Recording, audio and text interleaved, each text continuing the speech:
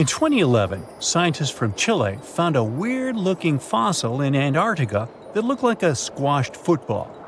Almost 10 years later, the rock just sat on a shelf in Chile's National Museum of Natural History with no specific label. It went by The Thing in the museum because it looked like something from a science fiction movie. When the scientists finally got their hands on the strange fossil, it turned out it was actually a giant soft-shell egg from around 66 million years ago. This one is more than 11 inches long and 7 inches wide. A regular chicken egg is just 2.5 inches long, and an ostrich egg is almost 6 inches long for comparison. So, the Thing won the title of the biggest soft-shell egg ever found and the second largest egg of any animal we know of.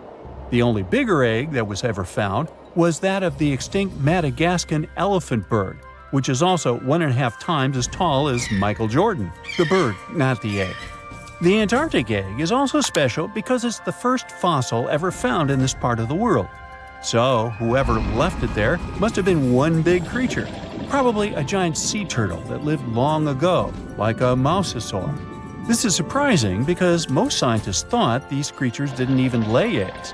So this discovery could change what we know about them. The egg is also unique because it has a thin eggshell and no pores, which is totally different from most dinosaur eggs. It actually looks more like the eggs of lizards and snakes, but it came from a giant creature related to these animals. No known dinosaurs or flying reptiles from that time and place were big enough to lay such a huge egg, so it must have been a mosasaur after all. But we can't be 100% sure. Scientists did a lot of work and studied 259 types of living reptiles, like lizards and snakes, and their eggs. From this, they figured out that the mommy who laid the egg was probably at least 23 feet long, not counting her tail. During the late Cretaceous period, this part of Antarctica might have been like a nursery. Paleontologists have found bones of tiny mosasaurs and plesiosaurs in the same area, along with bones from the grown-up ones. Archaeologists in Norway made another cool but literally discovery and found dozens of arrows that had been hidden in ice for 6,000 years. They were melting out of a large ice patch in the high mountains, covering an area of about 45 football fields. In 2014 and 2016, when the summers were extra warm, scientists went to an ice patch called Langfoni to look around. They also found lots of reindeer bones and antlers there. Some of the arrows were whole and some in pieces, along with 5 arrowheads around the melting ice patch. This is more arrows than have been found at any other frozen site in the world.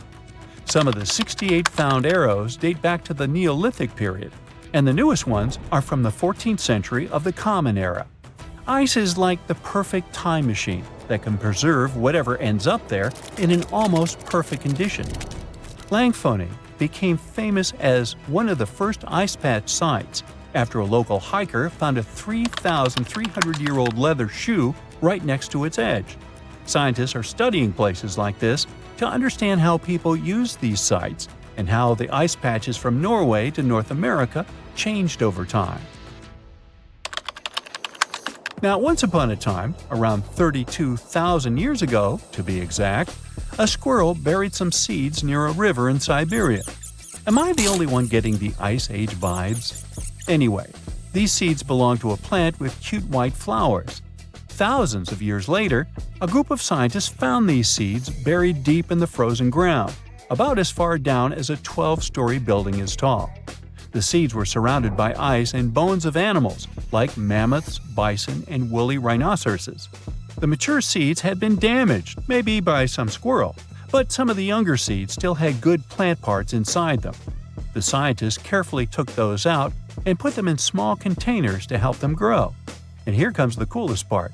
They were able to grow the plants. Their flowers were shaped a little differently from the flowers of the same plant that grows today. After a year, the Ice Age plant even made new seeds. Based on this, the scientists suggested that permafrost could be a depository for an ancient gene pool, and we could find extinct species there and bring them back to life. Scientists on an icebreaker in Antarctica were looking for whales but found something way more unusual. The camera behind the ship, which is as heavy as a car, detected 16 million ice fish nests on the floor of the Weddell Sea. The nests were located about every 10 inches in all directions and covered an area of 93 square miles, which is slightly bigger than the whole of Washington, D.C. The colony even had a distinct border, which was a line in the sand. The scientists were in the area because they were studying a special spot in the ocean where the water was a little warmer than the water around it. In this warmer water, they found tiny animals called zooplankton near the top. When the young ice fish hatch, they swim up to this area to eat the zooplankton before going back down to the seafloor to grow up and have their own offspring. Since there was so much food, it made sense to see ice fish in this warm water. But they didn't expect to find such a huge number of ice fish nests, much more than anyone had ever seen before. New Zealand's Antarctic Heritage Fund found some old photo negatives in a hut in Antarctica. They turned out to be unique images from the Ross Sea Party. It was a famous failed expedition led by Ernest Shackleton. He wanted to become the first person to cross Antarctica by land, from the Weddell Sea to the Ross Sea, passing through the South Pole. But things went wrong when their ship, the Aurora, was blown out to sea. They had to use the hut from another explorer, Captain Robert Falcon Scott. His goal was to be the first person to reach the North Pole, but sadly, he didn't succeed either. The negatives were made of cellulose nitrate and were found stuck together in the small box. The Trust took the negatives back to New Zealand, where they carefully separated them and discovered 22 hidden images. Many of the photos were damaged, but the Trust could still recognize some familiar places around McMurdo Sound, a well-known area in Antarctica. No one knows for sure who took the pictures. In December 2021, some scientists noticed a strange mark on the Larsen Ice Shelf, a giant sheet of ice off the eastern coast of Antarctica. They thought it might be a river flowing under the ice, so they drilled down over 1,600 feet to check it out.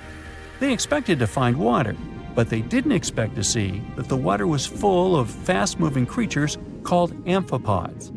The scientists also found that the water in the underground river had unusual layers of currents moving in different directions, which they still don't fully understand. Another surprising thing happened during their research. On December 20th of the same year, a volcano erupted far away in Tonga, and the pressure waves from the eruption were detected all the way down in the ice river in Antarctica. It shows how everything on our planet is connected, even in the most distant places.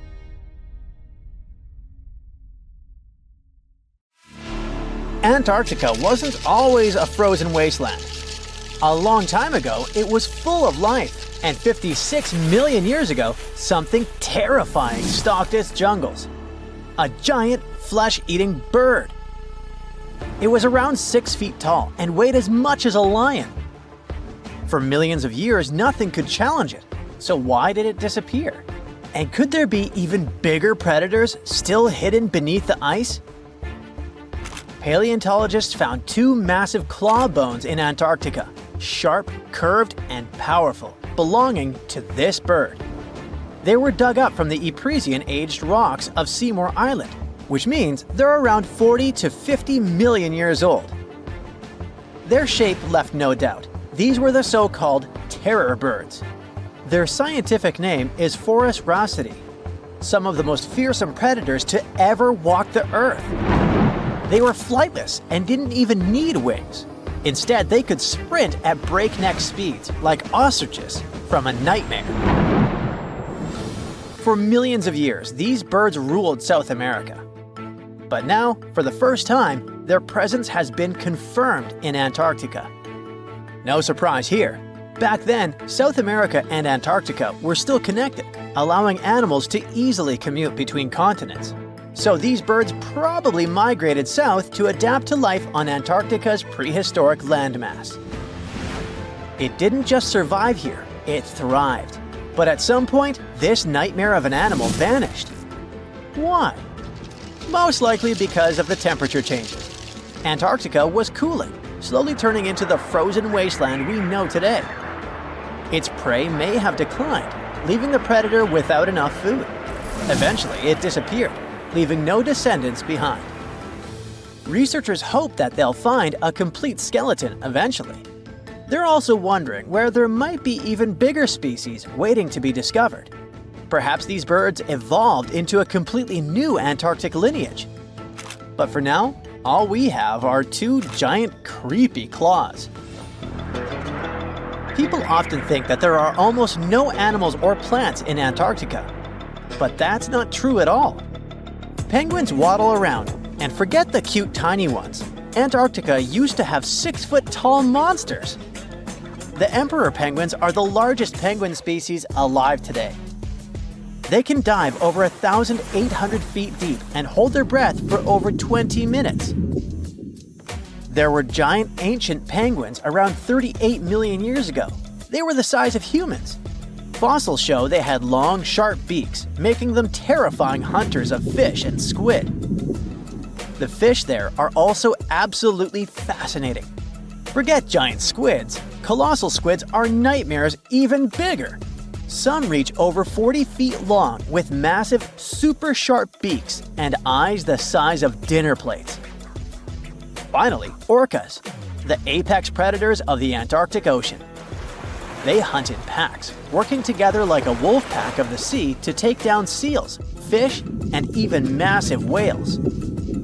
There are even tiny plants like moss and algae, Antarctic hairgrass, and pearlwort. They somehow survive against all odds. There are many other myths going on about Antarctica. For example, some people think that when icebergs break off from glaciers, they immediately start drifting straight into the open ocean until they melt. But the reality is way more chaotic. First, when an iceberg breaks off from a glacier or ice shelf, it has to deal with underwater obstacles. It can stay stuck on the seafloor for decades without moving. Then they get caught in powerful whirlpools and spin in place for months. One iceberg, a 23A, spent nearly 40 years frozen in place before finally breaking free, only to get caught in a swirling ocean vortex for another 8 months. After that, their paths are influenced by ocean currents, tides, winds, and even underwater topography. They don't just float freely. Their movements are full of literal, unexpected twists. And speaking of glaciers, another strange rumor is that some humans can't travel more than 311 miles inland in Antarctica because of an impassable ice wall, freezing jet fuel, deadly winds, and no oxygen. But this is completely false. Antarctica has been explored by planes, vehicles, and even scientists on foot. There's an entire research station sitting at the South Pole. People live there all year long. The ice wall is real, a massive ice cliff rising above the ocean. But that isn't some secret barrier, it's an ice shelf. These are thick slabs of ice that form when glaciers slowly flow off the land and spread over the ocean. Almost 3/4 of Antarctica's coastline is made up of them, but they don't form some giant ring around the world. Antarctica is one of the most extreme places on Earth, but we've conquered its challenges, and we keep learning more about it every year. That's why every year, millions of dollars are poured into keeping research stations running, protecting wildlife, and making sure the people who live there have everything they need. But where does all this money go? Well, Antarctica stations are basically small cities. There's electricity, heating, water purification, food storage, and medical facilities. The biggest station, McMurdo, is basically a town with over 1,000 people in summer. It has everything from a fire station to a gym. The South Pole Station is super deep inland, so it's one of the hardest places to supply. Getting food and fuel there requires airplanes flying thousands of miles in extreme cold. But the internet loves a good mystery. When Google Maps revealed what looked like a massive doorway in Antarctica, conspiracy theorists went wild. People joked about everything from Bigfoot's vacation home to a secret base, or even a Star Trek spaceship hangar hidden in the ice. But there's a way simpler and less exciting explanation. It's actually a grounded iceberg, a chunk of ice that got stuck in shallow water and is now slowly melting. As ice moves across the landscape, it flows around bumps and obstacles, creating odd shapes. The process of melting, breaking apart, and refreezing can carve ice into unexpected forms. Antarctica also has incredibly strong downward-blowing winds that sculpt ice into dramatic formations over time. No secret doorway, unfortunately. And speaking of doors, for years, Ushuaia, Argentina, has been called the gateway to Antarctica, the last stop before the icy continent, the place where expeditions begin. But there's another option. Punta Arenas, Chile. Let's compare them. Ushuaia is closer to Antarctica. It's the top departure point for tourists going on cruises. But no regular flights to Antarctica. No major scientific bases operating from here. It's basically controlled by the military, which refuses to allow private flights, only commercially operated ships. Yes, Punta Arenas is further from Antarctica, but 22 countries and global organizations use it as their main base. There are regular flights to Antarctica happening there every year. Private airlines can actually operate here, making it the real air connection to Antarctica. Ushuaia may have the best location physically, but Punta Arenas actually runs the show. Argentina made a huge error in picking its Antarctic airbase. Instead of setting up a simple, accessible base at sea level, they built Marambio Base, very high on rough terrain, completely impossible to reach by land. Everything has to be flown in by helicopter, making operations slow, expensive, and frustrating. For 50 years, Argentina stubbornly stuck to this bad decision, while Chile set up efficient, well-planned bases that the world now uses. If things don't change, Ushuaia will be nothing more than a tourist stop. But what's terrifying is that Antarctica seems to be returning to its past. It's supposed to be the coldest place on Earth, but something shocking happened just recently. For the first time in recorded history, temperatures in Antarctica broke 68 degrees Fahrenheit. This continent is buried under miles of ice. Usually, temperatures there can drop to minus 112 degrees.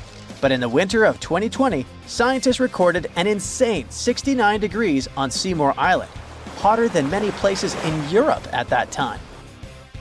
Scientists believe there are several reasons for that. First, there are changes in the way heat moves around the planet's waters. Second, melting permafrost due to the planet warming. It looks like the climate is changing faster than expected. The Arctic is disappearing.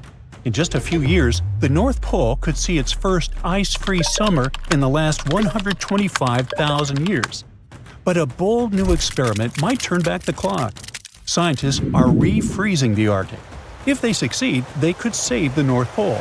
But if they fail, they could trigger unforeseen disasters. So, which way would things go? Well, here's some backstory. Deep in the Arctic, temperatures drop so low that metal cracks and winds scream across the ice. In winter, it's minus 30 degrees Fahrenheit on average. But despite the seemingly extreme cold, it's actually melting, warming 2 to 3 times faster than the rest of the planet. Now, ice is like Earth's natural mirror. It reflects sunlight back into space, keeping the planet cool. When it melts, it exposes the dark ocean underneath. The ocean absorbs sunlight instead of reflecting it, and it spreads all across the planet. This warms the planet even faster, melting even more ice. It's a vicious cycle, and if it continues, we'll reach a point where the ice won't come back. That thick, ancient ice that has covered the North Pole for thousands of years is already 95% gone. It's been disappearing since the 1980s. The ice that remains there now is thin and fragile, and when it disappears, it will trigger a dangerous chain reaction. Meanwhile, a group of researchers from a UK startup called Real Ice is out there trying to slow down or even reverse the melting of the Arctic. The project takes place in a tiny frozen village in Canada called Cambridge Bay. Real Ice wants to break the vicious cycle, and here's their plan. First, they drill through the existing ice and place an underwater pump beneath it. Then they pump seawater onto the ice surface, where it quickly freezes into an extra thick layer. Finally, they remove snow from the ice, which usually acts like a blanket, preventing further freezing. After that, ice keeps growing, stronger, thicker, and harder to melt. It's a simple idea inspired by nature itself. Ice naturally forms this way in some Arctic regions, but now scientists want to do it on a massive scale. So far, it appears to be working. Between January and May 2024, they covered around 44,000 square feet of ice, and it became 20 inches thicker on average. And in November 2024, they started a new round of tests. In the first 10 days of the trial, the ice was already 4 inches thicker. Now they'll return in May 2025 to check out how things are going. They think it's going to get between around 16 to 31 inches of it during the Arctic winter. It's a small start, admittedly, but if they can prove it works, their plan is to expand across an area more than twice the size of California, about 386,000 square miles of ice. And they're not stopping there. The big idea is to send in 500,000 underwater drones, powered by clean energy, to automate the entire process. These drones would drill holes, pump water, and refreeze the ice without human intervention. But not everyone is convinced. Some scientists think this whole idea is a disaster waiting to happen. First, they point out that saltier ice, the one from seawater pumped onto it, melts faster in the summer. So if this new ice melts too quickly, we could end up making the situation worse. Some of them also think this is a dangerous distraction from the core problem, like treating the symptoms instead of the root causes. Besides, making a small patch of ice thicker is one thing, but doing this across the entire Arctic? That's another challenge entirely. Another thing they're worried about is the ecosystem. The Arctic is one of the most fragile ecosystems on Earth. Changing ice thickness could affect marine life, disrupt algae growth, and impact the food chain in ways we don't fully understand. There's also the question of money. Real Ice estimates that refreezing the entire Arctic will cost about $5 to $6 billion per year. Who's paying for this? Right now, they're self-funded with some investors backing them. But eventually, they hope that countries, global funds, and even corporations will finance the project. Real Ice argues that doing nothing could be far worse. If we don't act, we could lose the Arctic within our lifetime. That could at least help to buy more time to fix the planet. Desperate times call for desperate measures. Now, the idea of saving the Arctic ice isn't new. Over the years, scientists have suggested some pretty wild plans to stop the melting. In 2017, there was the initial wind-powered pump plan. Physicist Stephen Desch proposed installing about 10 million wind-powered pumps in the Arctic. These pumps would pull seawater up onto the ice, kind of like real ice. It would freeze in the cold winter months, creating a thicker ice layer. The biggest problem is that someone would have to run this entire show. And what happens if something goes wrong? In 2018, there was the Glass Beads Plan, which was supposed to start in 2020s. A team called the Arctic Ice Project suggested covering the Arctic with tiny reflective glass beads. Yep, glass balls. The idea was basically to replace the ice's mirror effect. The beads would bounce sunlight away, keeping the ice colder for longer. The plan is being tested by a group of scientists working with the Arctic Ice Project. They say the glass balls are made of a material that's safe for animals. They even claim birds use similar materials to help them digest food. The glass used in these microspheres is the same material used in lab equipment and light bulbs. Sounds safe, right? Well, not so fast. There's also the environmental risk. These glass balls are tiny, and they could easily get into the ocean, impacting everything from fish to plankton. We still need more research to understand how this material breaks down in the ocean and whether it could affect marine life. But where things get really crazy is when we start talking about scaling this up. To cover just a tiny fraction of the Arctic, they would need millions of tons of these tiny microspheres, and that's just for starters. And they'd have to be working 24/7 through freezing temperatures and snowstorms. The scientists believe this could help keep the ice thick enough to survive summer and even slow the melting. But can it really work? Then, there's also the Bright Ice Initiative, founded by the same folks behind the Arctic Ice Project.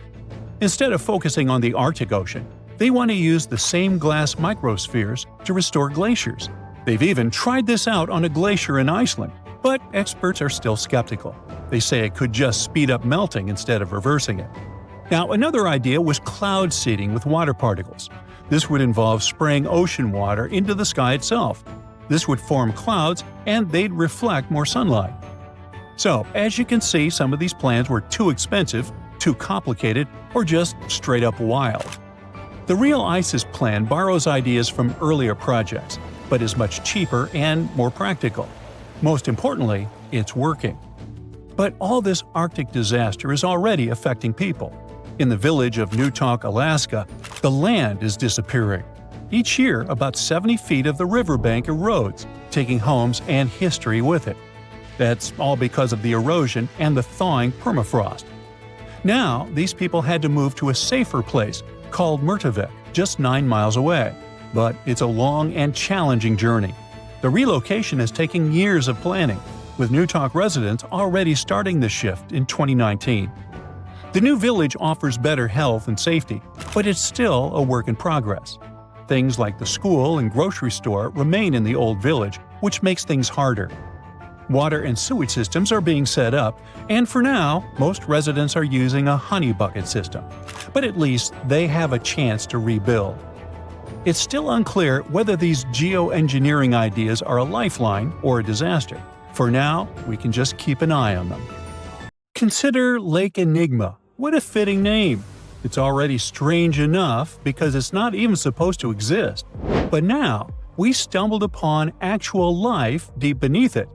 And this just might help NASA in their search for life in outer space. The lake lies deep in the icy heart of Antarctica, so it's not really a water pool like we're used to, more like a lake-like block of ice, or so we thought. Just recently, Italian scientists discovered a secret that had been buried for ages, an actual body of water, and in this water, life is thriving. Various microorganisms, and even some weird little hunters. Which is super weird, since Enigma sits in a remote and harsh corner of our planet, the northern Victoria Land in Antarctica. The entire South Pole is cold, but in this place, temperatures can plummet to a horrifying minus 41 degrees Fahrenheit, though on average it's around 7. Chilly. Like we said, this lake shouldn't even be there at all. Antarctica is technically the largest desert on Earth, even though it's covered in snow, because it's super dry. There are 0 rains, truly little snowfall, and the sun barely evaporates anything. And even if there is some water, the insane winds make sure to dry everything out super quickly. Putting on our thinking caps, this lake should lose an unimaginable 7 million cubic feet of water every year. Yet, the water remains. Why? No one knows. Scientists say there could be something deep underground that refills it constantly. They just have no idea what that might be. Maybe deep underground rivers, melting ice, or something else entirely. But hence the name, the Enigma Lake. The block of ice we mentioned is permanent and super thick, at least 36 feet of it, and that's higher than a 3-story building. So researchers decided to check out if there's anything beneath it. They used a so-called ground-penetrating radar, a super smart echo detector for the ground. This radar sends invisible radio waves into the Earth. When they hit something underground, like rocks, water, or anything else, they bounce back to the device. By measuring how long it takes for the signal to return and how strong they are, we can determine the distance and what exactly the radar hit. That's how animals like bats, whales, and dolphins can see underwater. And we humans stole this cool nature idea to research buried structures and hidden caves. Scientists used this device all over the Enigma surface. This way, they were able to create an entire map of this under-ice world beneath. The water itself wasn't surprising. It's the unique ecosystem in it that shocked them. Unfortunately, no secret monsters or extraterrestrial secrets this time. But there are microorganisms there that may not exist anywhere else on Earth. Somehow, these creatures have managed to survive in complete isolation and extreme cold. It's not that we don't know these microorganisms, we've met them before, just not exactly like this.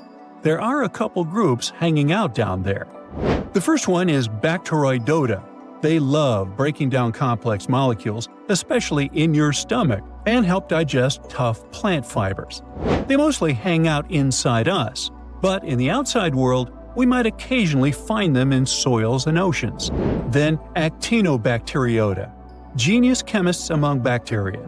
They decompose organic materials and help the soil get healthier. They're also famous for producing antibiotics, so we owe a lot of our medicine to them. The third one is Pseudomonadota. These guys weren't a surprise. They're crazy adaptable. They can thrive pretty much anywhere, from soil to water to the human body. Some of them are good, helping plants grow and in nutrient cycles, but others can be opportunistic pathogens. Ooh, bad guys. But what is actually a surprise is that Lake Enigma has tons of passibacteria. They're ultra small even for microorganisms and can barely do anything themselves. So they prefer to live in symbiosis or be little parasites, relying on their hosts for nutrients and other necessities.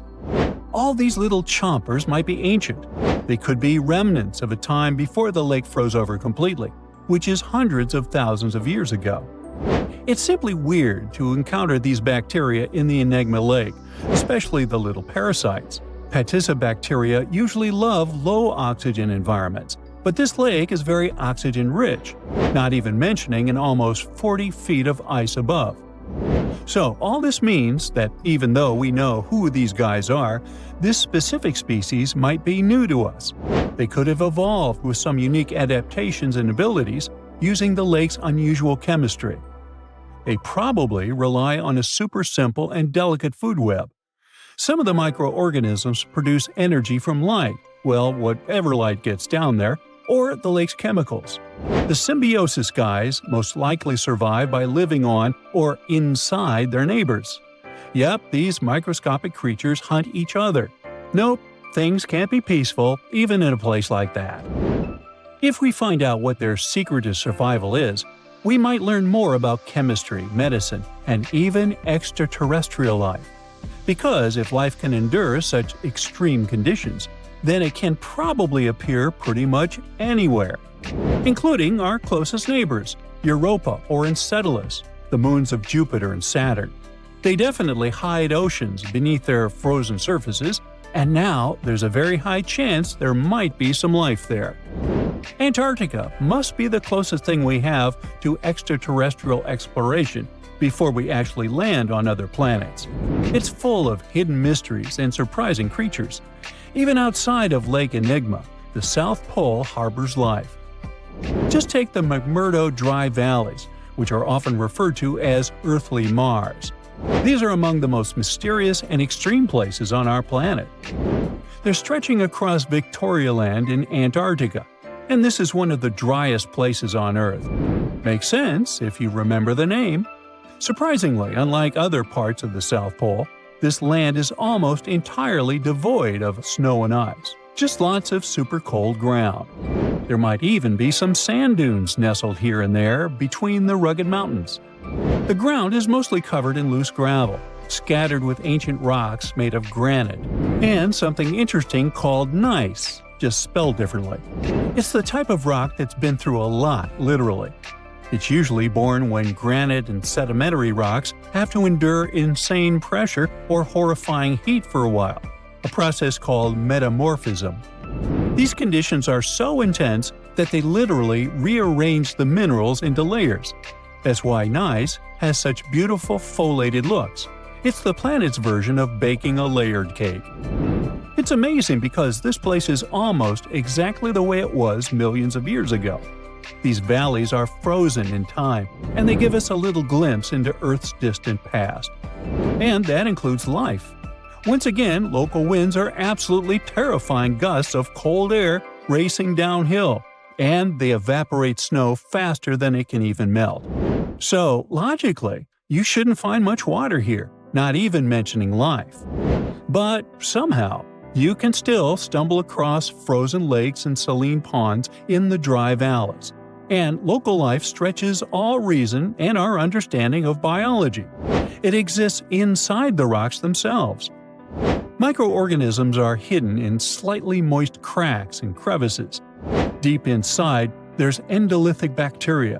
These guys are super chill. Instead of moving around like other microorganisms, they always stay put inside their little rocky homes. How do they survive? Through photosynthesis. Just like plants, they take teeny tiny parts of light that gets in crevices and acts like little solar panels, getting energy from the sun. Meanwhile, in another place, beneath the Taylor Glacier, there's bacteria that literally doesn't eat anything. Not comfort, not sunlight, not even oxygen. These guys rely on a diet of dusty rocks and sulfur to fuel their weird metabolisms. By breaking down sulfur and iron, they get energy to sustain themselves. This way, they easily survive in deep seas at sub-freezing temperatures, completely cut off from sunlight, oxygen, and the world itself. This place is fascinating for both its life and the lack of it. In some parts of the valleys, like University Valley, yes, that's what it's called, the permafrost is so harsh that no microbes were found at all. This might be one of the only places on Earth where life appears to be completely absent, a quite scary idea. Anyway, now scientists are thinking about learning more about Lake Enigma and drilling this Mars-like environment.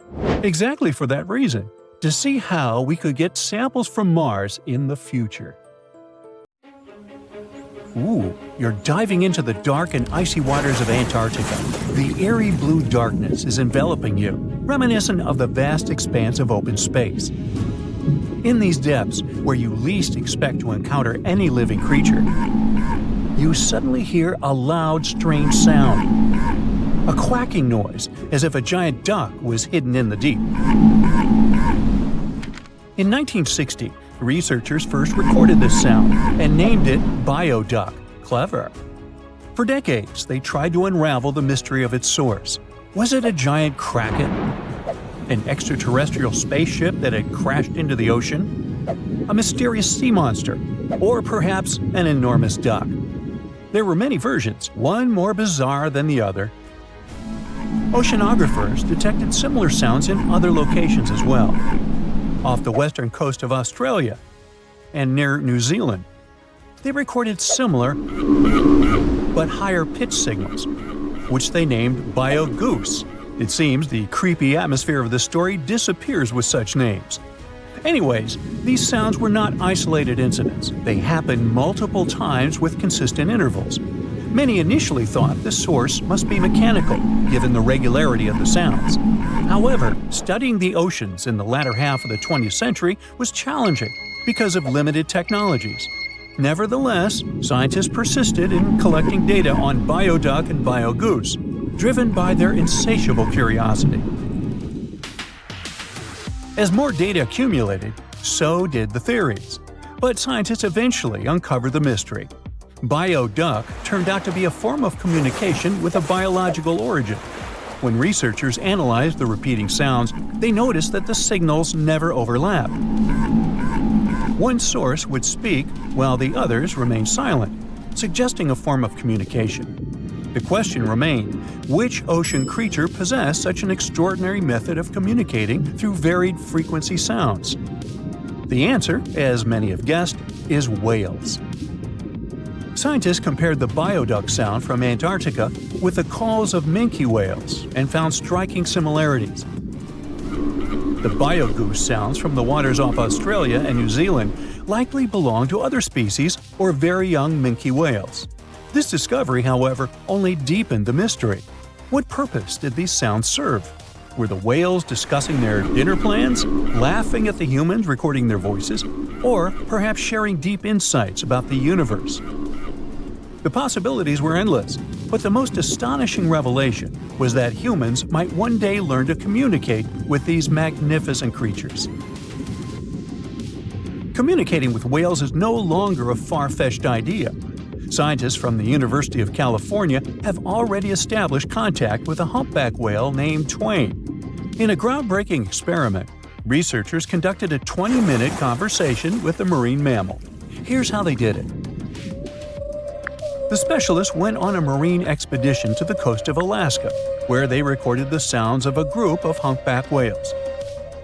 Then they played these sounds through speakers, sending the signals back into the ocean. The recorded sounds resembled a greeting, like, "Hey, what's up?" but in the whale language. These greetings are used by whales to call each other or indicate their location. Now, soon after sending the signals, the researchers received a response. Twain approached the boat, circled it, and replied with a "hey" of its own. This marked the beginning of the first ever human-whale conversation. For 20 minutes, the scientists sent 36 signals to Twain, and each time the whale responded. Moreover, it waited for time intervals before answering. That is, the team received a response from the whale, waited 10 seconds, and turned on the sound again. Researchers then waited 10 seconds and answered. It seems that Twain was a very delicate interlocutor. Maybe it was a gentleman in the whale world, who knows? Or maybe it was simply intrigued by the unusual interaction. The signals used in this communication belonged to a group of whales that included Twain. It's likely that the researchers had recorded Twain's own sounds and used them to communicate with it. In a sense, Twain was conversing with itself. Now let's continue our journey and venture into the deepest oceanic trench on Earth, the Mariana Trench. A quick reminder, the Mariana Trench is a colossal chasm in the ocean floor, stretching over 1,500 miles south of Japan and reaching a depth of nearly 36,000 feet at its deepest point. To put that into perspective, the height of the Burj Khalifa, the world's tallest building, is like 1/10 of the Mariana Trench's depth. Now imagine this. In this deep, dark abyss, scientists recorded a strange sound.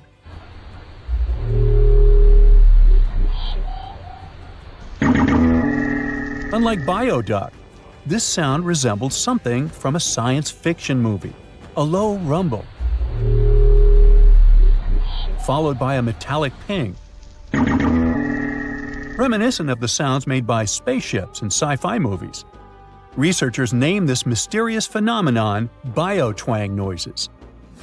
Scientists first detected this strange sound in 2014 during an acoustic survey of the Mariana Trench, and they quickly identified its source: whales, specifically Bride's whales.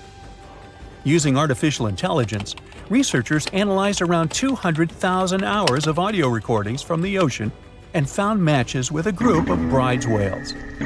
Like other animals, these whales use sounds as a form of communication. Now, did you know what else was found at the bottom of the Mariana Trench? A plastic bottle. It's unlikely it was done by a kraken or a whale or some type of monster. Everything is simpler here. The bottle ended up there because of a human. But that's a topic for another video. Okay, let's deal with one more sound. No whales this time, just a mysterious sound in the loneliest place on Earth. This place is called Point Nemo, and that's why it's so lonely. Located in the South Pacific Ocean, Point Nemo is the most remote spot from any land. The nearest island is 1,450 nautical miles away. It's about the same long distance from land in all other directions. Moreover, here, there's almost no marine life, since few water currents reach this spot, and therefore few nutrients are supplied. In a sense, it's a water desert. And so, in 1997, oceanographers recorded a very strange and frightening sound coming from the depths in the area of Point Nemo.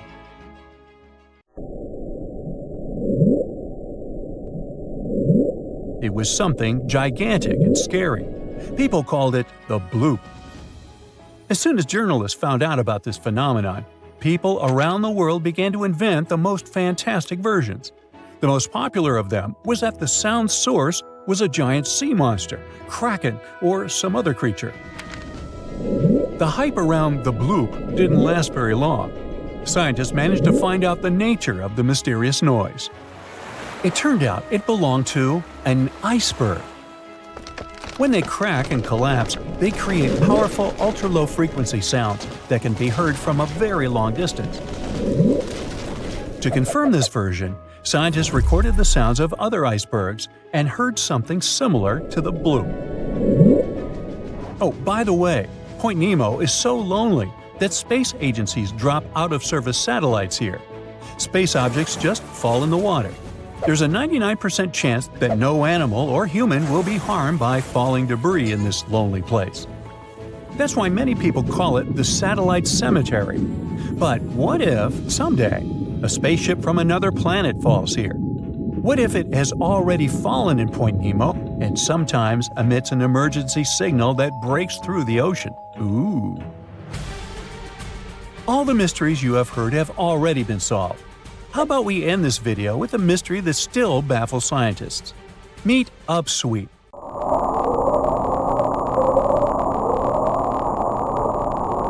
One of the most mysterious sounds ever recorded in the ocean. It's not just noise, it's a series of short ascending tones repeated at intervals of several seconds. It was first discovered in 1991 using hydrophones installed in the Pacific Ocean. At first, oceanographers suggested that Upswep could be associated with volcanic activity or underwater earthquakes. But the seasonal nature of the sound and its intensity change depending on the time of year, which rules out these versions. People began to consider hypotheses related to the biological life of the ocean. They studied the migration routes of marine animals and their behavior at different times of the year. However, despite all efforts, the sound source has not been identified. Some studies suggest that Upswep may be associated with certain species of fish or other marine animals that make sounds for communication or navigation, but no one has been able to prove it. You're down in one of those polar seas where the Brinacle, eerily called the Finger of Death, is born. It's a strange, almost otherworldly place, the deep ocean, where light barely reaches. Everything down there seems to have adapted to survive in darkness and intense cold. But even those truly hardy creatures aren't ready for what a Brinacle can do. When that briny, supercooled water starts dripping down, a ghost story begins. The formation of these brinicles is a fascinating process, like an underwater science experiment happening in real time. We know that when seawater freezes, it doesn't freeze like fresh water. Because of all the salt in it, it has to push out impurities to form the pure ice that floats at the top. This means the salty water, or brine, ends up trapped in channels and pockets within the ice. When it sees the light of day for the first time, a brinacle resembles a pipe of ice reaching down from the underside of a layer of sea ice. At first, a brinacle is very fragile and its walls are thin. But the continuous flow of colder brine supports the growth of the brinacle. It also prevents it from melting. Otherwise, this process would be inevitable, caused by the brinicle's contact with less cold surrounding water. As the ice accumulates and the walls become thicker, the brinacle becomes more stable. Over time, the brine trapped inside gets squeezed out through tiny cracks, dripping down in this cold, heavy plume. Once that cold brine starts flowing downward, it begins freezing the seawater around it into a sheath of ice.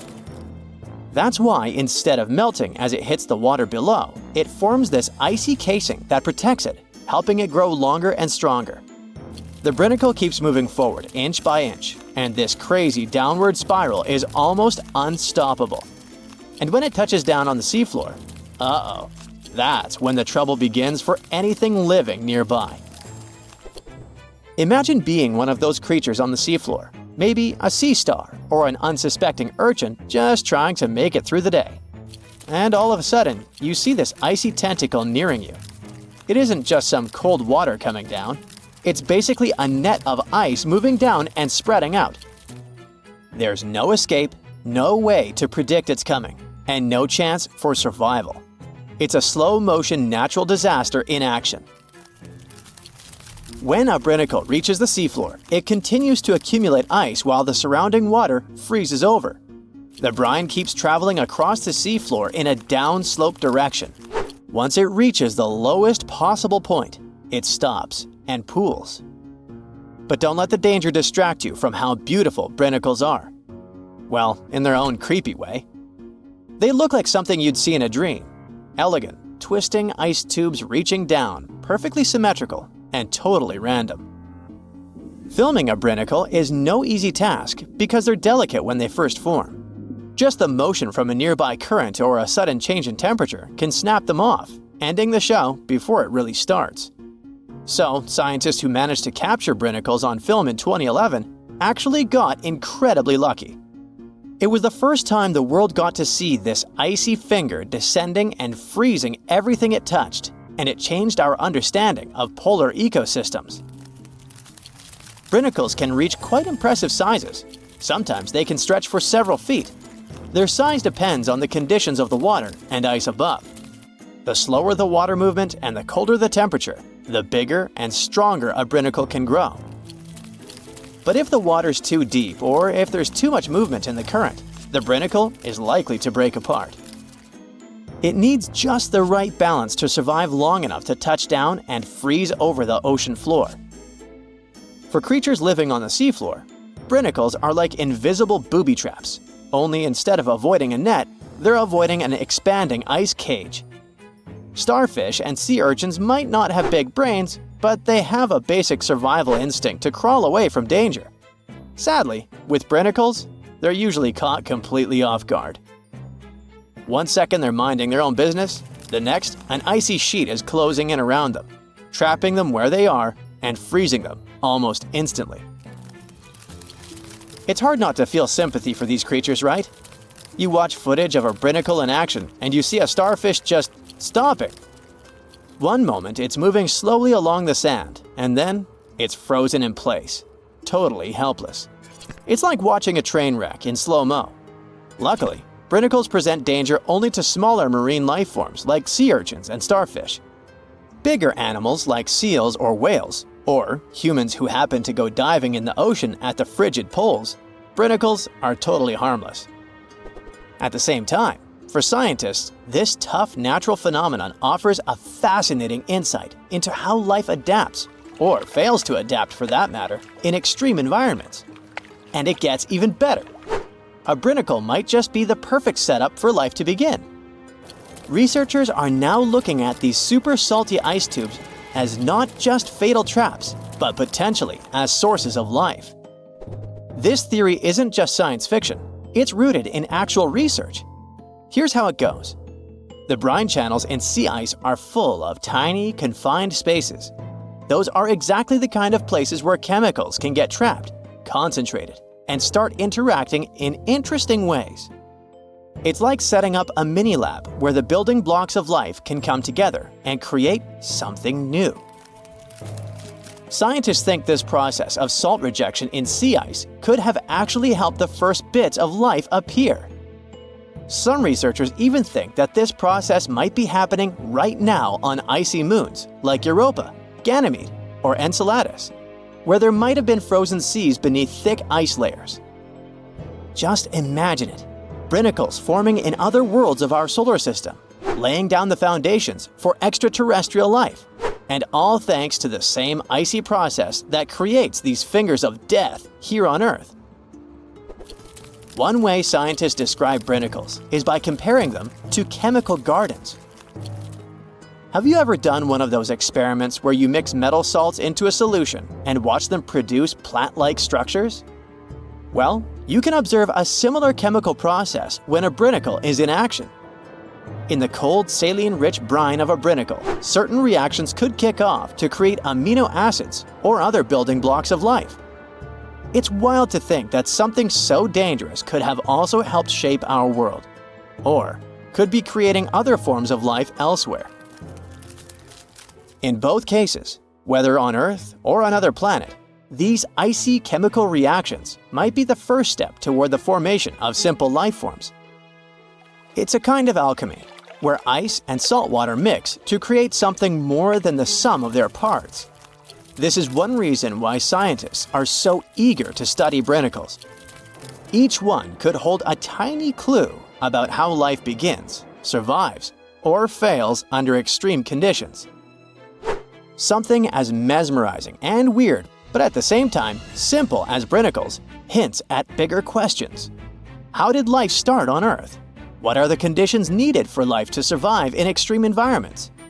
Could icy structures like these exist in other parts of our solar system or beyond, creating similar conditions that might one day give rise to alien life? As much as they look like a silent threat reaching out from the ice, brinicles are also reminders of how beautifully complex and interconnected our world is. They may seem like simple fingers of ice, but they hold secrets that touch on everything from ecology to chemistry to the origins of life itself. So next time you hear about the ocean, remember that deep below in the darkest, coldest waters, something incredible and a little bit terrifying is happening right at this moment. The South Pole is more than penguins and endless snow. There's a hidden ghost world within it. Look, it's right here on the globe. Don't confuse Antarctica with the Arctic, which is at the top of our maps. Much smaller in size, and let's face it, way less mysterious. The ice sheet covering Antarctica is about 1 to 3 miles thick, which is up to 16 Eiffel Towers stacked on each other. This massive blanket hides the true features and contours of Antarctica's land.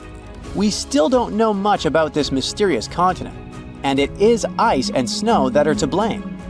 We still don't even know the true shape and size of this continent. Mapping Antarctica without some huge shovels is an incredibly hard task. But satellites learned to penetrate the ice with their cameras. And now we know there's actually an enormous, dramatic ancient landscape beneath the snow.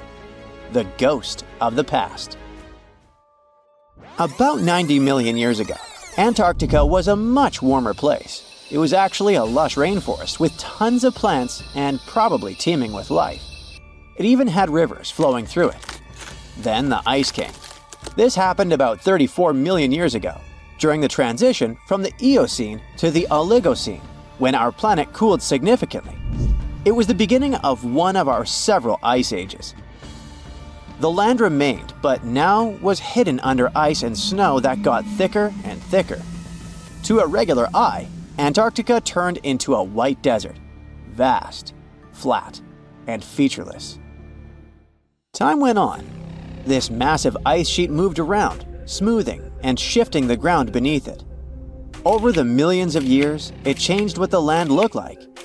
Now, if we looked under the ice, it wouldn't hold any signs of the original South Pole, except for one place.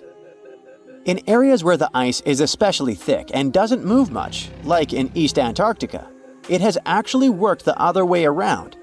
It became like a super thick blanket that protects the land. Normally, things like wind or rain slowly wear away the ground over time, changing its shape. But since we have this protective ice blanket, it prevents these natural processes from reaching the stuff underneath. So, the ground stayed almost the same for millions of years, like it's been frozen in time. This special area near the Aurora and Schmidt subglacial basins has become the ghost of Antarctica's landscape. This place was barely touched even since it was first covered in snow 34 million years ago. This is a historical footprint, a place that can tell us what Antarctica's ground looked like before it became a freezing nightmare.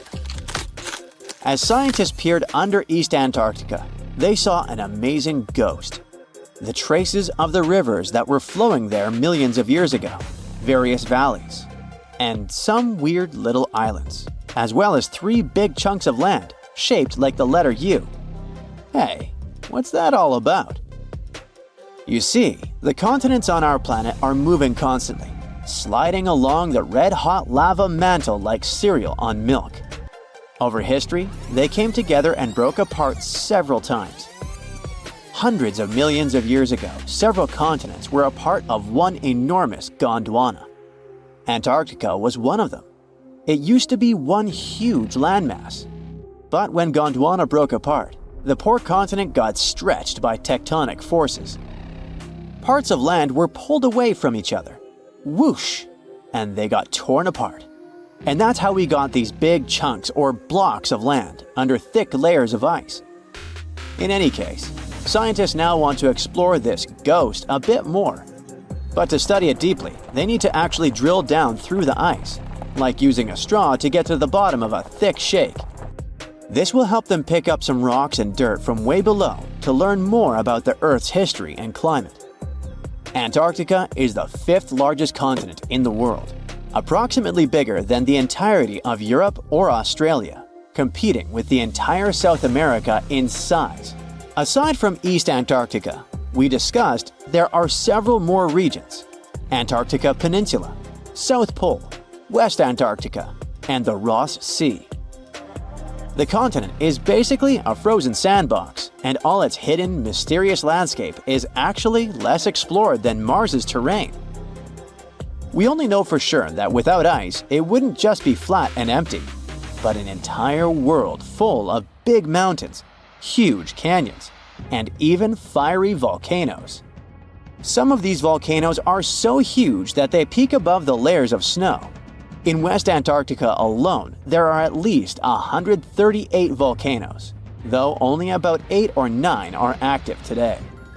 One of the craziest ones is Mount Erebus, the southernmost volcano and the tallest one on the continent, about 12,500 feet high. And deep beneath the ice sheet, this guy hosts incredible, beautiful subvolcanic caves. The temperatures there are warm enough for t-shirts.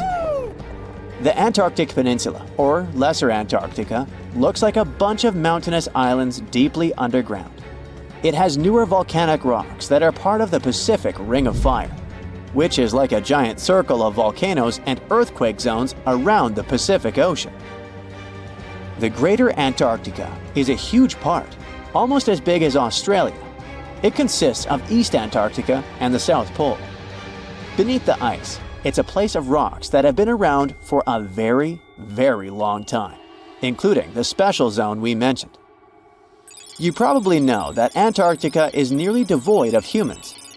No wonder, with a mean temperature of about minus 46 degrees Fahrenheit. But even though this place is horrifyingly cold and deserted, life still clings on. You guessed it, in the underworld. In 2017, scientists found DNA traces of algae, moss, and even possibly unknown small animals in the deep caves. That means that even in such crazy conditions, there are still unique ecosystems thriving in little isolated warm pockets beneath the snow. There was another incredible find beneath Antarctica's Ross Ice Shelf, a lively ecosystem vibing within an underground river. Scientists have long suspected that Antarctica's underworld should have some freshwater lakes and rivers. One day, a satellite spotted a groove there. They decided to explore it and used a hot water drill to melt their way through the ice. As they reached the underworld, they dropped a camera into one of those hidden fresh rivers. And at first, they thought they'd find just some rocks or something. But instead, they stumbled upon hundreds of amphipods, tiny shrimp-like creatures. Little ones instantly swarmed around the lens. Shrimps blocked the camera and scientists couldn't check out what they wanted to. Pretty funny, but at least that means that there really is an important ecosystem deep within Antarctica. Now, they're gonna explore it. And all this is just the beginning of the mysterious underworld. Antarctica's snow also hides the deepest canyon on Earth under the Denman Glacier. Well, Mariana Trench is still the deepest point on Earth, but it's a part of the oceanic crust, geologically speaking. Also, in 1958, explorers found a huge mountain range under the ice, as big and tall as the famous Alps Mountains. The range stretched for about 745 miles with peaks as high as 1.7 miles. And all this magnificence is buried under tons of ice. Who knows what else we might find there? Antarctica holds about 60% of our entire planet's freshwater, which means it would be pretty bad if it melted. For example, there's this Doomsday Glacier, officially known as Thwaites Glacier. It's a huge ice formation, about the size of Florida, and it's melting right now. Every year, the sea levels rise by 4% because of it. If this guy melts away completely, the sea levels all around the world will increase by 2 feet, which might not sound like a lot, but it would be catastrophic for coastal areas. Luckily, researchers have found that even if its ice shelf were to collapse in the next 50 years, the glacier itself wouldn't retreat as quickly as they feared. It's still losing ice rapidly, but it would be quite a slow process. Look at those lush coniferous forests and tundra. What a wonderland.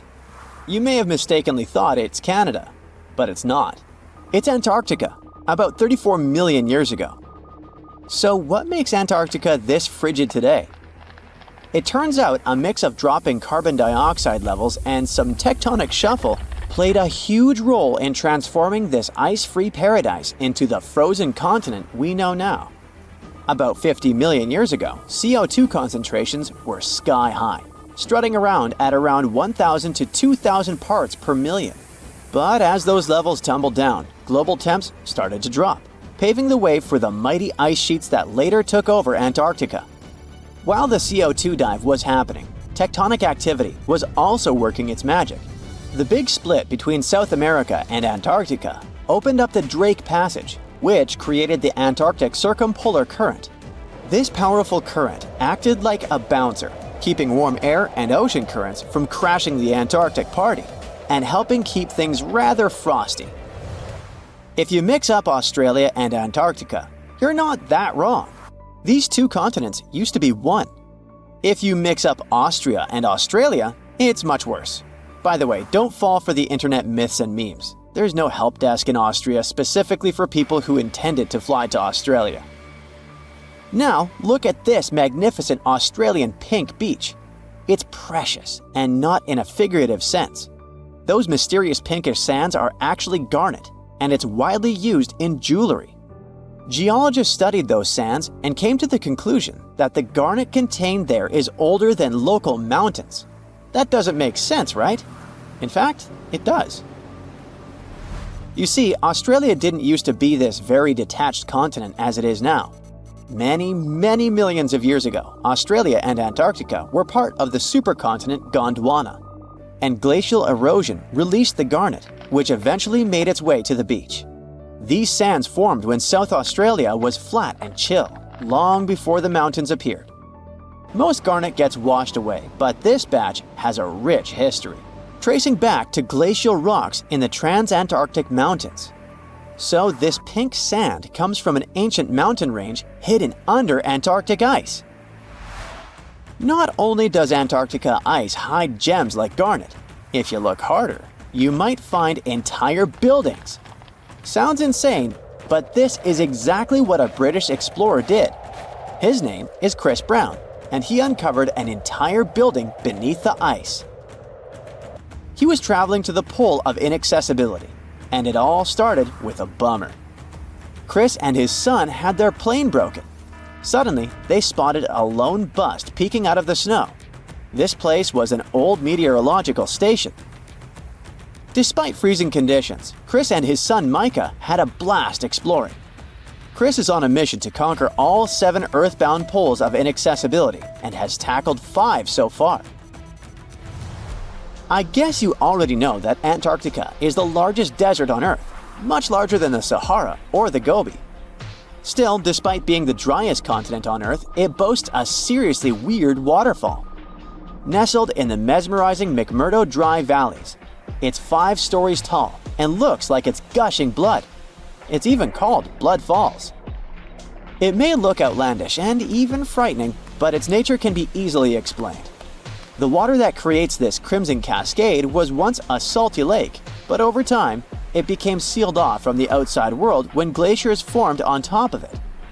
Now, this ancient water hanging out 1,300 feet below the surface has cranked up its salt levels to 3 times saltier than the ocean. This salt water is also loaded with iron and gets 0 oxygen or sunlight.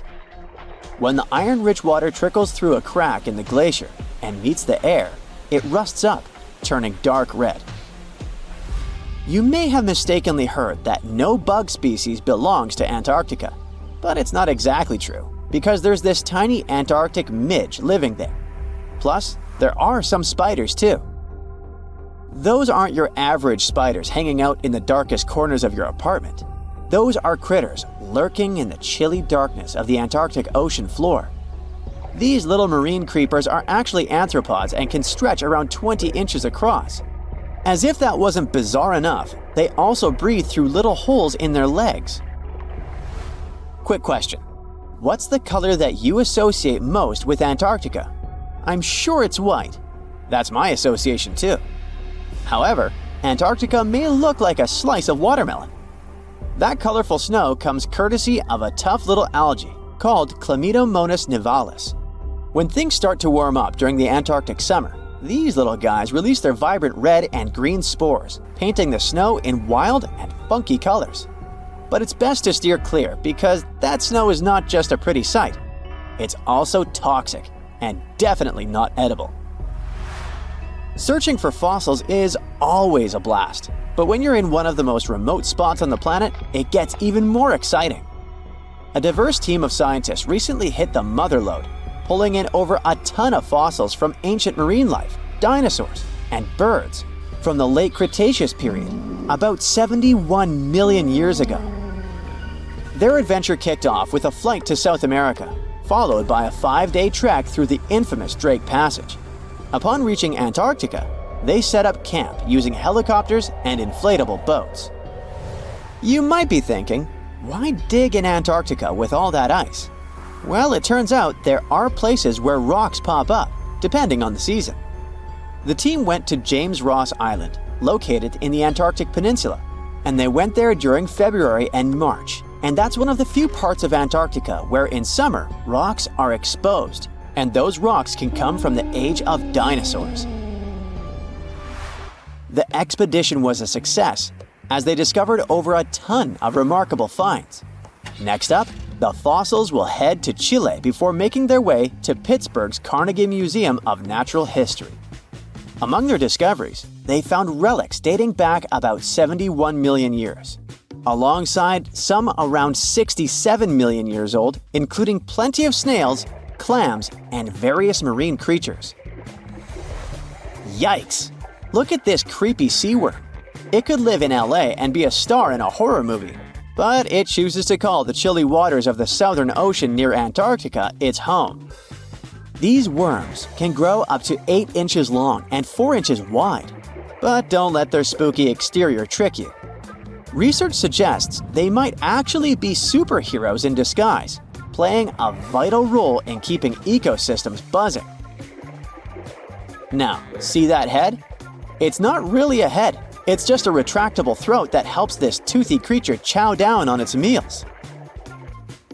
Antarctica has many creepy critters to offer. Let me introduce you to the Antarctic strawberry feather star. It's not like Patrick from SpongeBob though. It's more like a deep-sea creature straight out of a horror movie. Picture this, 20 wiggly arms, some stretching up to 8 inches, all decked out with these bizarre little bumps. Yikes indeed. Back in 2014, scientists buried 34 seismic monitors in the snow on the Ross Ice Shelf, which is huge. Think of it as an ice slab the size of Texas, just chilling over the Southern Ocean. These clever little machines picked up a nearly non-stop buzzing. Even though our human ears usually can't catch these low-frequency sounds, scientists have worked their magic and made them audible for us. They even shared the creepy audio online. A glaciologist from the University of Chicago says that if you could hear this vibration, it'd sound like a swarm of cicadas taking over the backyard in late summer. But these glacier explorers weren't trying to capture spooky tunes. They're actually on a mission to monitor the Ross Ice Shelf because things are heating up, literally, and the ice is melting faster than ice cream on a hot day. Ice shelves are like Earth's safety plugs, keeping all that massive ice from surging into the ocean. So what exactly is making all that noise? It's likely just strong winds whipping across ice dunes, creating a kind of natural vibration. Hey, look at this rock. At first sight, it looks like a regular boring rock, the likes of which you can see when walking along the beach. Its color doesn't stand out, and its weight is pretty regular, around 4 pounds. But everything changes when you learn that this rock was born on Mars, traveled all the way to Earth, and ended up in Antarctica. Now the story sounds much more fascinating. So let's find out the details. Researcher Roberta Score, who worked on the ANSMET project, which stands for Antarctic Search for Meteorites of the Denver Antarctic Program, found this meteorite in 1984. If you want to decipher the name of the space traveler, I can help you. It comes from the place where the scientists spotted it, the Allen Hills of Antarctica, hence ALH. And then we've got the year of the discovery and the number of the sample. If you think that Roberta picked up the rock and exclaimed something like, "Woohoo, I'm holding a chunk of Mars," I'll have to disappoint you. At the very beginning, it was totally unclear where the meteorite came from. And one thing confused researchers even more. The meteor was very different from other meteorite groups found on our planet. Okay, but then how did they finally figure out it was a visitor from Mars? All thanks to traces of gas similar to those that make up the atmosphere of the red planet.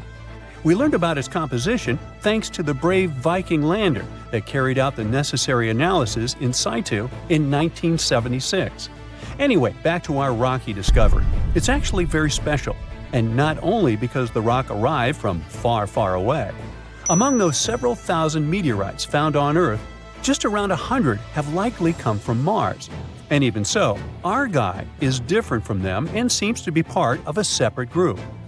So let's go into the past and follow the life story of this cosmic traveler. It most likely formed around 4 billion years ago on its home red planet. One day, which wasn't very different from others, turned out to be life-changing for this peaceful rock. A meteorite impact catapulted into space, and it started its own journey as a small asteroid. At that time, it was way larger than at the moment of discovery on Earth. At one point, ALH got close to Earth and, who knows, probably decided to explore something. That's how, 13,000 years ago, it ended its space journey by colliding with our planet. At the moment, this Martian fragment is the oldest we've got. But at first, it wasn't all that popular. Only in 1996 did it become way more famous after a groundbreaking discovery. You see, some NASA researchers started wondering, well, the fragment is obviously very old. But then, could it have recorded any traces of life that could have been thriving on Mars at the time ALH formed on the red planet? And guess what? Those scientists turned out to be right. They detected traces of very fine magnetite particles. Those were completely similar in structure and chemical composition to the particles we have on Earth. They're called magnetofossils, and magnetotactic bacteria produce them. So it might mean that, at one point, there were some forms of life on Mars. In April 2020, scientists from the Japanese Space Agency made another discovery. They detected nitrogen containing organic material of Martian origin in our meteorite. So, who knows what new astounding secrets further examination of the meteorite might reveal? At the moment, though, all you can do is travel to Antarctica and find more of them. The thing is, this place is great for meteorite hunting. Surprisingly, we have found nearly 50,000 meteorites in Antarctica, and hundreds of thousands are still waiting to be discovered. Each of these space rocks can tell us a story of the evolution of the solar system. For example, the very first lunar rock found on the icy deserted continent proved that chunks of space objects larger than asteroids can also end up on Earth. So, let's say you got inspired and decided to go meteorite hunting all the way to Antarctica. Well, get ready for some serious challenges. Despite their potential abundance, finding space rocks isn't as easy as it might seem. You'll have to visit remote areas, and there's still no guarantee that you'll be able to spot a meteorite. And that's actually a huge problem. Meteorites are vanishing from sight. Currently, scientists find about 1,000 meteorites in Antarctica each year. But according to a new study, about 5,000 more get hidden out of sight every year. The culprit is warming temperatures. Worried scientists created a model that could help them figure out where those meteorites might surface. This model was quite complicated, taking into consideration snow cover, surface temperature, the speed at which ice flows, and even the steepness of the terrain. After that, they ran simulations under various warming scenarios. It turned out that meteorites indeed sank out of sight as temperatures rose. To say that the researchers were upset is obvious. They didn't expect that climate change would affect their work so much. Even though those areas are below freezing, people still managed to ruin a crucial archive of the solar system. But let's get back to your meteorite hunt. If you want your chances to find one to be higher, travel to the base of mountains or outcrops where ice, which usually flows to the lower ground, is forced to move upward. But make sure to take your windbreaker with you. In those places, powerful winds brush away snow, exposing bright, vivid blue ice. Instead of melting, this ancient ice can change directly into water vapor, and it helps expose meteorites that would otherwise remain hidden. You need to hurry though. Meteorites at the surface disappear quickly. Even when temperatures are well below freezing, the rocks can still absorb some of the sun's heat and melt the ice. It's like they're creating underground, or shall I say under ice, tunnels for themselves, sinking and hiding from sight. Sometime later, refreezing closes the entrance to those tunnels, effectively trapping meteorites inside, tucked out of sight. Now, scientists admit it's very tricky to find working methods to spot meteorites. And if we don't hurry and develop such methods, we might lose between 80,000 and 250,000 space rocks in total. No wonder scientists are on a mission to find more meteorites. They're focusing on meteorite stranding zones. Those are places where meteorites often gather on the surface because of specific features of geology, ice flow, and climate conditions. As you already know, you can find meteorites on blue ice without snow cover. This makes meteorites easy to spot. But finding such hotspots is often pure luck. Or you gotta sit day and night, scouring maps and satellite images in attempts to spot blue ice zones near research stations. Let me introduce Veronica Tolinov, a glaciologist, and her team. They've taken things to the next level by developing a smart Antarctic-wide map. To do it, they've used machine learning and satellite data from NASA, the Canadian Space Agency, and others. This map highlights areas where meteorites might be hiding based on past finds and all kinds of climate and ice data. Apparently, the best places to find meteorites are along the edges of the continent and near mountains with blue ice. Unfortunately, it's not just the blue ice that matters. The temperature and speed of the ice flow are also super important. For example, if the ice flows too quickly, meteorites get swept away before they can accumulate. So, if you want to find a meteorite, you have to wait for very precise conditions. The surface temperature has to stay below 16 degrees Fahrenheit almost all the time. Otherwise, meteorites sink. You can start with the Allen Hills region. Yup, that's where our ALH friend was discovered. This area is kind of a meteorite gold mine with more than 1,000 finds. But there are even more promising places, like the Fimbulheimen Mountains, and no one has searched there yet. You might be the first. In any case, with this new map, researchers developed a where-to-go index that ranks the best meteorite hunting spots, making future field trips much more targeted. And with plenty of blue ice regions still unexplored, there are tons of meteorites just waiting to be found. So, what are you waiting for?